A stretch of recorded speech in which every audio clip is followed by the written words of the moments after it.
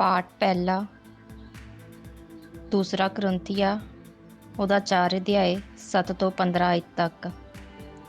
ਅਸੀਂ ਤਾਂ ਕੇਵਲ ਮਿੱਟੀ ਦੇ ਭਾਂਡੇ ਹਾਂ ਜਿਨ੍ਹਾਂ ਵਿੱਚ ਇਹ ਆਤਮਿਕ ਖਜ਼ਾਨਾ ਰੱਖਿਆ ਗਿਆ ਹੈ। ਇਸੇ ਤੋਂ ਪਤਾ ਲੱਗਦਾ ਹੈ ਕਿ ਮਹਾਸ਼ਕਤੀ ਦਾ ਸੋਮਾ ਕੇਵਲ ਪਰਮੇਸ਼ਵਰ ਹੀ ਹੈ, ਅਸੀਂ ਨਹੀਂ। ਅਸੀਂ ਅਕਸਰ ਸਭ ਪਾਸਿਆਂ ਤੋਂ ਮਾਰ ਖਾਂਦੇ ਹਾਂ ਪਰ ਖਤਮ ਨਹੀਂ ਹੁੰਦੇ, ਪਰੇਸ਼ਾਨ ਤਾਂ ਕੀਤੇ ਜਾਂਦੇ ਹਾਂ ਪਰ ਬੇਸਹਾਰਾ ਨਹੀਂ ਛੱਡੇ ਜਾਂਦੇ। ਸਾਡਾ ਪਿੱਛਾ ਕੀਤਾ ਜਾਂਦਾ ਹੈ ਪਰ ਠੁਕਰਾਏ ਨਹੀਂ ਜਾਂਦੇ, ਡੇਗੇ 'ਤੇ ਜਾਂਦੇ ਹਾਂ ਪਰ ਨਾਸ਼ ਨਹੀਂ ਕੀਤੇ ਜਾਂਦੇ।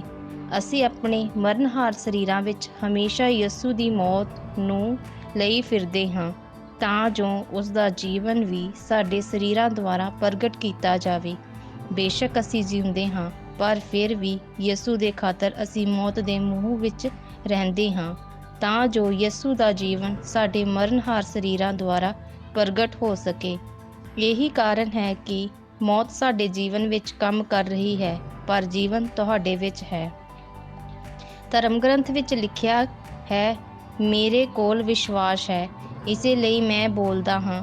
ਸਾਡੇ ਕੋਲ ਵੀ ਉਸ ਵਿਸ਼ਵਾਸ ਦਾ ਆਤਮਾ ਹੈ, ਇਸ ਲਈ ਅਸੀਂ ਵੀ ਬੋਲਦੇ ਹਾਂ ਕਿਉਂਕਿ ਅਸੀਂ ਜਾਣਦੇ ਹਾਂ ਕਿ ਜਿਸ ਨੇ ਪ੍ਰਭੂ ਯਿਸੂ ਨੂੰ ਜ਼ਿੰਦਾ ਕੀਤਾ ਹੈ ਸਾਨੂੰ ਵੀ ਯਿਸੂ ਦੇ ਨਾਲ ਜ਼ਿੰਦਾ ਕਰੇਗਾ ਅਤੇ ਤੁਹਾਡੇ ਸੰਗ ਉਸ ਦੇ ਸਾਹਮਣੇ ਪੇਸ਼ ਕਰੇਗਾ। ਇਹ ਸਭ ਤੁਹਾਡੇ ਹੀ ਲਈ ਹੈ, ਸੋ ਜਿਸ ਤਰ੍ਹਾਂ ਪਰਮੇਸ਼ਵਰ ਦੀ ਵਡਿਆਈ ਲਈ ਤੁਹਾਡੇ ਮਨ ਧੰਨਵਾਦ ਨਾਲ ਭਰਦੇ ਜਾਣਗੇ ਉਸੇ ਤਰ੍ਹਾਂ ਪਰਮੇਸ਼ਵਰ ਦੀ ਕਿਰਪਾ ਵੱਧਦੀ ਜਾਵੇਗੀ। ਇਹ ਪ੍ਰਭੂ ਦੀ ਬਾਣੀ ਹੈ, ਖੁਦਾ ਦਾ ਸ਼ੁਕਰ ਹੋਵੇ। ਪਾਠ ਪਵਿੱਤਰ ਅੰਜੀਲ ਸੰਤ ਮਤੀ ਦੇ ਅਨੁਸਾਰ ਉਸ ਦਾ 20 ਬਾਬ 20 ਤੋਂ 28 ਆਇਤ। ਤਦ ਜਬਰੀ ਦੇ ਪੁੱਤਰਾਂ ਦੀ ਮਾਂ ਆਪਣੇ ਪੁੱਤਰਾਂ ਦੇ ਨਾਲ ਯਿਸੂ ਕੋਲ ਆਈ ਅਤੇ ਉਸ ਦੇ ਅੱਗੇ ਗੋਡਿਆਂ ਪਰਨੇ ਹੋ ਕੇ ਉਸ ਤੋਂ ਕੁਝ ਮੰਗਿਆ। ਉਸਨੇ ਉਸ ਔਰਤ ਨੂੰ ਪੁੱਛਿਆ, ਤੂੰ ਕੀ ਚਾਹੁੰਦੀ ਹੈ? ਉਸਨੇ ਕਿਹਾ, ਤੁਹਾਡੇ ਰਾਜ ਵਿੱਚ ਇਹ ਮੇਰੇ 2 ਪੁੱਤਰਾਂ ਨੂੰ ਆਗਿਆ ਹੋਵੇ ਜੋ ਇੱਕ ਤੁਹਾਡੇ ਸੱਜੇ ਅਤੇ ਇੱਕ ਤੁਹਾਡੇ ਖੱਬੇ ਬੈਠੇ। ਪਰ ਯਿਸੂ ਨੇ ਉੱਤਰ ਦਿੱਤਾ, ਤੁਸੀਂ ਨਹੀਂ ਜਾਣਦੇ ਹੋ ਕਿ ਤੁਸੀਂ ਕੀ ਮੰਗ ਰਹੇ ਹੋ। ਕੀ ਤੁਸੀਂ ਉਹ ਪਿਆਲਾ ਪੀ ਸਕਦੇ ਹੋ ਜੋ ਮੈਂ ਪੀਣ ਵਾਲਾ ਹਾਂ? ਉਹਨਾਂ ਨੇ ਕਿਹਾ, ਅਸੀਂ ਕਰ ਸਕਦੇ ਹਾਂ।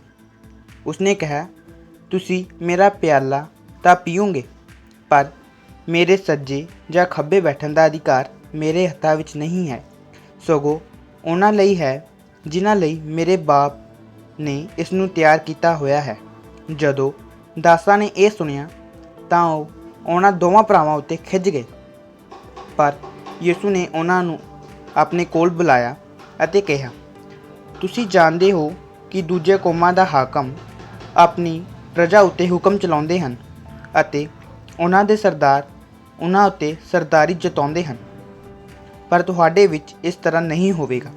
ਸਗੋਂ ਤੁਹਾਡੇ ਵਿੱਚ ਜੋ ਕੋਈ ਵੱਡਾ ਬਣਨਾ ਚਾਹੁੰਦਾ ਹੈ ਉਸ ਨੂੰ ਤੁਹਾਡਾ ਸੇਵਕ ਬਣਨਾ ਹੋਵੇਗਾ ਅਤੇ ਤੁਹਾਡੇ ਵਿੱਚ ਜੋ ਕੋਈ ਪਹਿਲਾ ਬਣਨਾ ਚਾਹੁੰਦਾ ਹੈ ਉਸ ਨੂੰ ਤੁਹਾਡਾ ਦਾਸ ਬਣਨਾ ਹੋਵੇਗਾ।